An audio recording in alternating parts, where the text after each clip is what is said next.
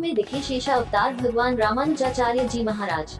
दिनांक 6 फरवरी को भगवान रामानुजाचार्य जी महाराज का प्राकट्य उत्सव बड़ी ही धूमधाम से मनाया गया, जिसमें सैकड़ों रथ, घोड़े, ऊंट, बैंड बाजा, ढोल ताशे आदि शामिल रहे। साथ ही साथ महान जगत गुरु बड़े बड़े महामंडलेश्वर संत महंत भी अपने अपने रथ पर सवार भक्तों को आशीर्वाद देते हुए आगे की ओर बढ़ते चले। इस अवसर पर भव्य शोभा यात्रा निकाली गई। पूरे मेले में यात्रा जिस जिस जगह से गुजरी, लोगों ने फूल माला से भगवान का स्वागत भी किया।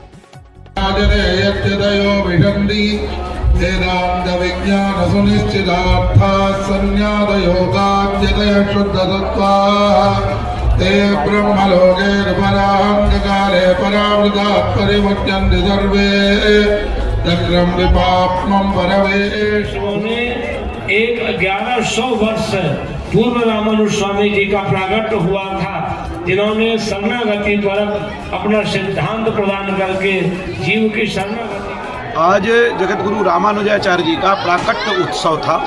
हम लोग जुलूस उसको नहीं कह सकते, क्योंकि जुलूस तो नेताओं के निकलते हैं और ये नेताओं वाली कोई बात थी नहीं। आज जगत गुरु रामानुजाचार्य जी महाराज का जन्मोत्सव हम लोगों ने धूमधाम से मनाया है।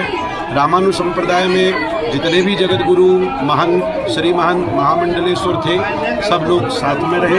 लगभग 100 के ऊपर बग्गियाँ जो रथ के रूप में सजी हुई थी, जिसमें बड़े बड़े पीठाधीश्वर, बड़े बड़े जगत गुरु महाराज विराजमान थे और कई ऊंट, कई घोड़े, कुछ लोग पैदल भी चल रहे थे।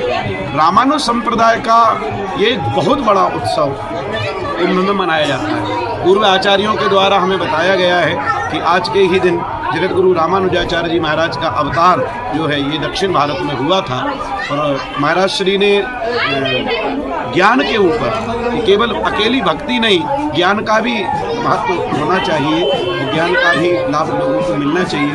मंत्र और मंत्रार्थ के बारे में महाराज जी ने समझाया और जगत गुरु रामानुजाचार्य जी जो हैं ये शेष नारायण का अवतार माने जाते हैं।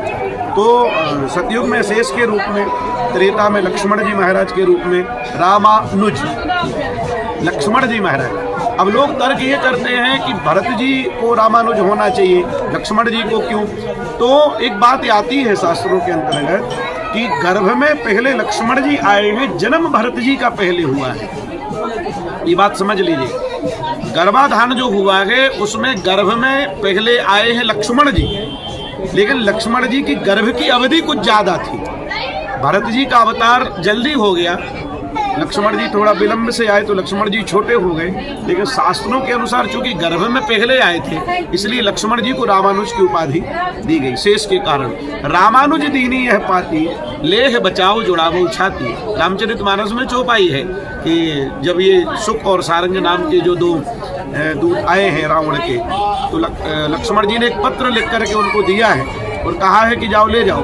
तो उनने ले जा करके रावण से कहा कि रामानुज दीनी यह पाती, ले हो बचाओ जुड़ावो। तो रामानुज शब्द जो है लक्ष्मण जी के लिए आता है। फिर जब द्वापर युग आया, बलराम जी महाराज के रूप में आपका अवतार हुआ है और कलयुग जब आया तो रामानुजाचार्य जी के रूप में आपका अवतार हुआ है। शेष के अवतार ये माने जाते हैं और आज उनका जन्मोत्सव हम लोगों ने धूमधाम से मनाया है। मैं जगत गुरु अनंताचार्य महाराज जी के संप्रदाय का एक छोटा सा अंश हूँ, लेकिन आज जो आनंद की प्राप्ति हुई है ना भूतो ना भविष्यति, ऐसा दिख रहा है और बहुत बड़ा समुदाय आपने भी देखा है। निश्चित रूप से कुंभ में बहुत बड़ी। आपने रामायण काल, महाभारत काल का जिक्र किया, कलयुग में भगवान जी का क्या उपदेश था या मनुष्यों के लिए उद्धार के लिए छोटा संदेश? देखिए, उन्होंने 72 उपदेश लोगों को दिए थे, जिसमें से 10 मुख्य रूप से बताए गए और 10 को बता पाना बड़ा कठिन कार्य है। उन्होंने एक उपदेश उनका ये है कि अगर आप संतों का संग नहीं कर सकते, अगर आप कथा भागवत नहीं कर सकते, तो आप किसी भी तीर्थ में जाकर के किसी भी आश्रम में, छोटा सा आश्रम आप बनाइए, वहाँ रहिए। और तीर्थ में वास करना भी भगवान की भक्ति और ज्ञान दोनों से संबंधित है। और अगर और कुछ नहीं कर सकते तो मंदिरों में झाड़ू लगाइए, पोछा लगाइए, सफाई करिए। मंदिरों में सफाई करना भी उसी लेवल पर आता है। ये जगत गुरु रामानुजाचार्य जी का संदेश है। मैं जगत गुरु अनंताचार्य, पीठाधीश्वर महाकाली महाविद्या सिद्ध हनुमान पीठ, ग्राम रले, जिला दमोह, तहसील हटा, मध्य प्रदेश।